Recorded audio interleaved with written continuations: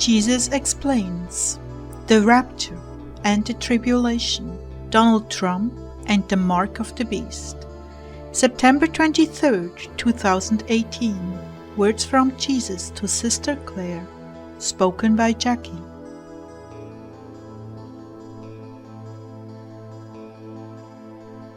Dear Lord, please help us sort out all our questions on how you will progress. It is certainly a challenge understanding the way you think and do things.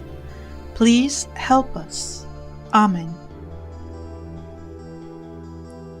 Well, Ezekiel and I have been pondering this sudden talk of rapture and impending revival.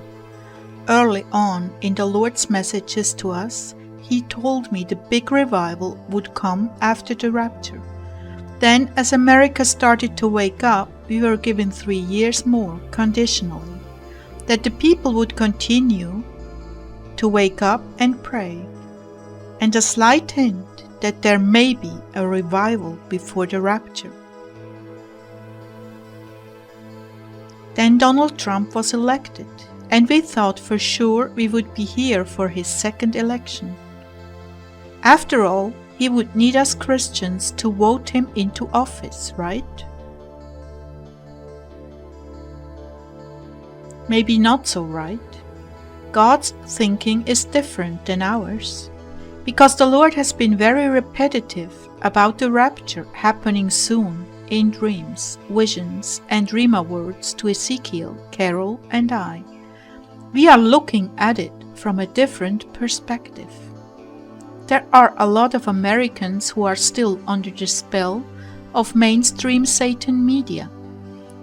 They are mesmerized. They are profiting from Donald's hard work for the economy, but still enjoying poking fun of him, ridiculing him, and turning a deaf ear to all the warnings about our iron and clay feet underground government. What if the Lord uses the rapture and world events to get this fence-sitting generation lit on fire? What if revival breaks out because of the rapture, and the iron and clay feet don't get to run the country into the ground right away, with all their guillotines and concentration camps, because new Christians will work with the remnant, and we will overcome all the evil Obama put in motion? What if Donald stays and is president for the first half of the tribulation and continues to drain the swamp? These are all unanswered questions, dear ones. I ponder them every day. I know we are in the season of the rapture. I know this is the last pope. I know Israel is a nation. I know Obama is the Antichrist. And all the signs of the end times are here. I know Nibiru is a planet loaded with hordes of demons and may reach maximum impact on Earth. So Jesus began to answer my question about what will happen after the rapture. Jesus began, "There will no longer be any gray areas between the world and my kingdom. The lukewarm will rise up into their destinies, overcoming all the lapses and failures of the past. The foundation of the rapture will prove my word is true, and they will stand rock solid on everything it says, down to the last jot and tittle. They will have seen a great wonder, such as the parting of the Red Sea, and this will give them a solid bedrock of faith, although there will be defectors and those with weak consciences who will return to worshipping Baal.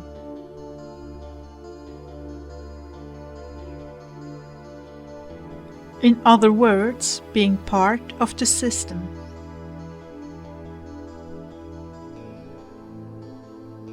My remnant children, you must get your appetites under control. You must. You will make many foolish and dangerous choices, because of your stomachs and your attraction to the opposite sex and vanity, and things that will entrap your souls. Clare has struggled mightily with these all of her life, and with age comes wisdom. But you will have to overcome attractions and desires the enemy will play you with, without the benefit of age and possibly wisdom. You must get your flesh totally submissive to the Spirit. If you do not do that now, when the mark of the beast comes, you will fall and lose your soul. That means you will never see your mothers and fathers, pets and relatives again.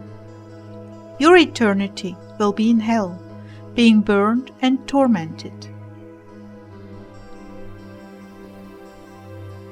When you received the mark because you didn't trust me to heal your child, you didn't trust me to heal your child. You didn't trust me to provide food. You wanted to be a part of the flourishing crowd, someone important. When you do this, the mark will destroy the part of your brain that responds to me, and you will become like an animal.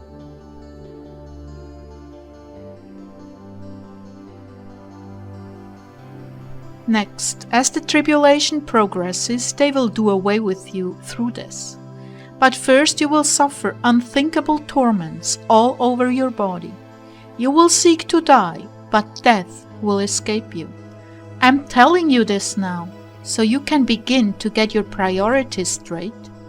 If you can control your impulses now, it will not be so hard and dangerous for you later. Yes, President Trump will be a part of the remnant. I have overturned what was to be the most tremendous suffering for this nation and given it back into the hands of my people.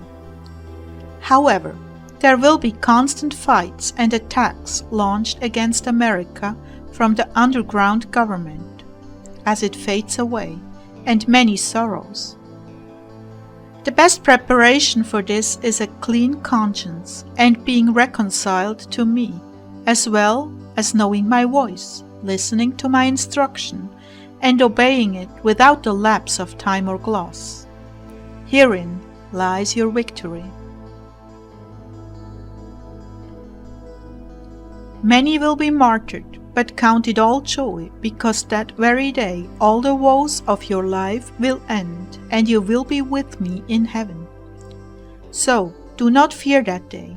It is true that the living will envy the dead, but do not die with the mark. What will you need? First and foremost, a relationship with me. Not just a shallow prayer, bless me, or a rhema, but a communicating relationship with me and your Bible, so that I can convey to you what is important, what is a trap and foolish, and what is a waste of precious time and resources. The ones who succeed in this time will be the ones who hear and obey. Without hearing and obeying, your chances of survival until I come are very, very slim.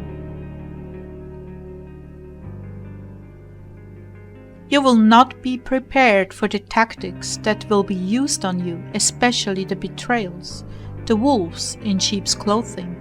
Discernment is key. My mother has a great gift for teaching discernment. Rely on her prayers, and you will not be easily fooled.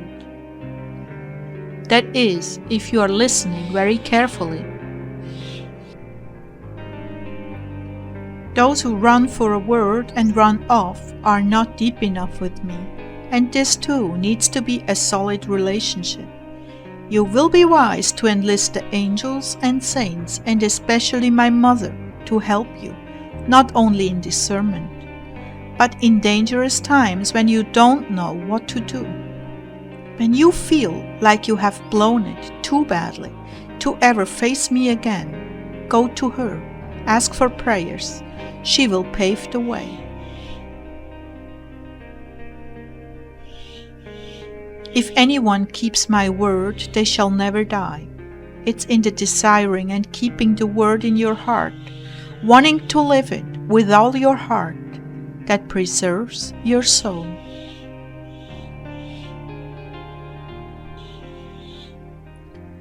I get quite a few remarks from people who are afraid that they won't be raptured because they can't live up to what they feel are the right scriptural standards.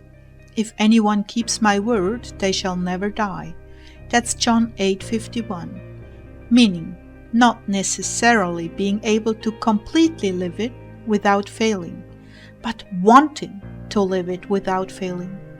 But the distinction is truly wanting to, which means when you fail, you truly grieve. Make-believe wanting to won't cut it, and the Lord surely knows the difference.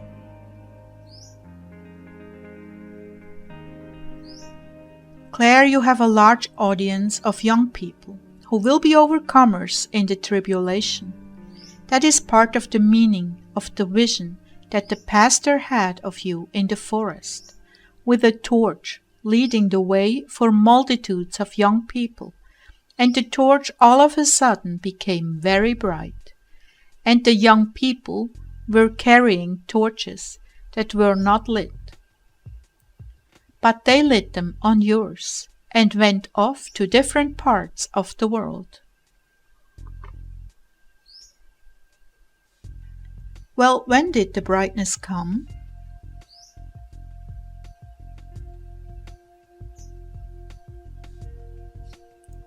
The day you began on the internet. Young people came with their torches to light them, and truth carries its own anointing. Because some of those who left for no good reason at all have come back with other names, too ashamed to admit they were wrong, and are still with you.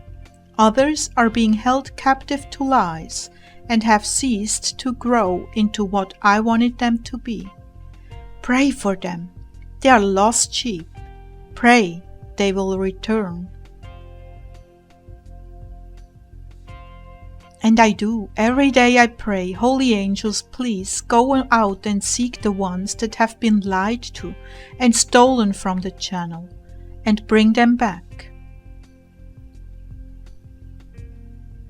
But that is not the point of this message.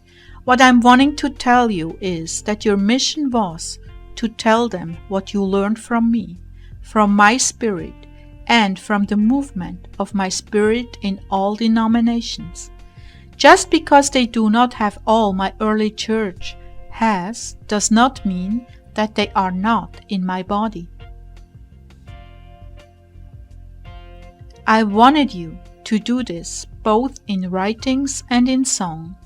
That is why we are pressing in. You just don't get it. That there is some indescribable quality about your voice that opens the heart to truth.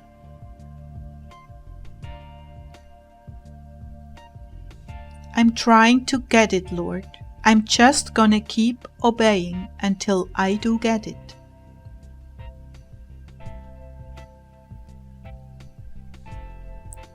Good girl, you won't regret it. In any case, you are preparing a whole generation to survive in glorious holiness, the tribulation. And for you, my children, who are left behind, you will be an army of believers marching shoulder to shoulder against the forces of the Antichrist.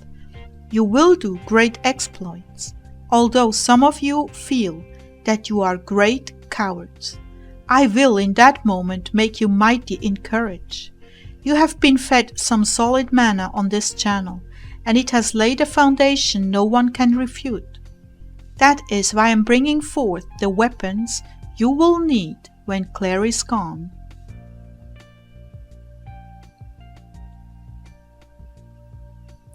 Those of you who follow the truth and march to my rhythm know my voice and have received the teachings of my early church, which also can be sought out with the church fathers, who taught many things that were omitted from the scriptures. But valuable things nonetheless that are based on the scriptures in its purest form, before the world got a hold of my church and defiled her.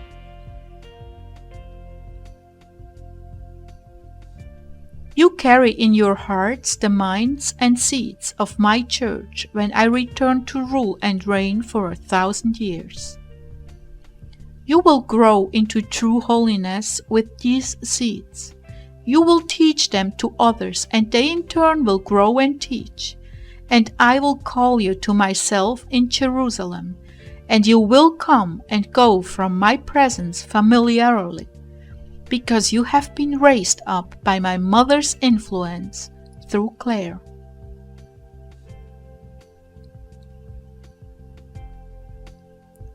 You have been formed in meekness and brotherly love. Did I not say the meek shall inherit the earth?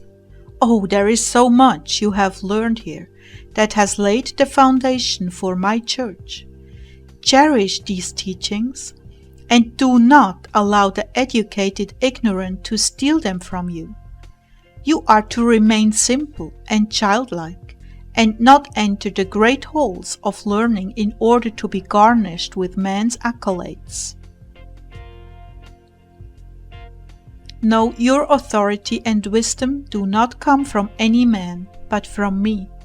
And this is the way I taught my apostles, not by expensive classes in universities, but by living the example of my ways and living the message of my love.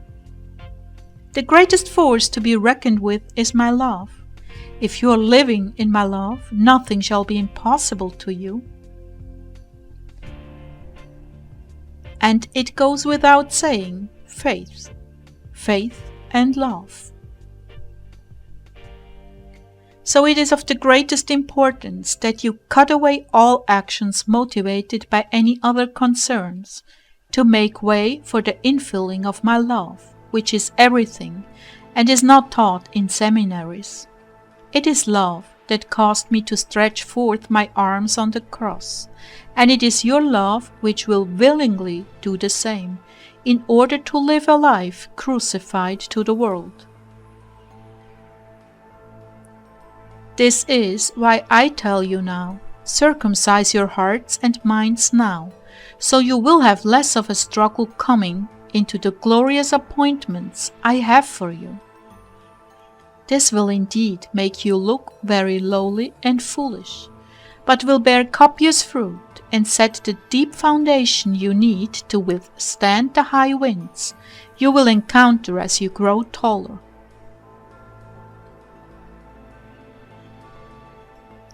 I have called you all to this channel for a very good reason. You are here because I'm preparing you. Those of you who have run the race all these years are going to your reward, and the others are here to prepare the next generation and do great exploits against the evil ones. Your experience with these will give you great wisdom to pass on at the end of the millennium. You will be combating an army of artificial intelligence and soulless forces. Many who will animate the army of the Antichrist will be without souls.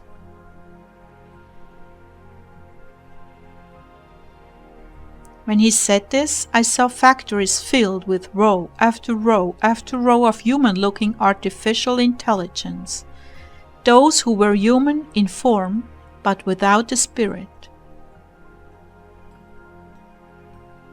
Yes, technology has gone far beyond what you are aware of.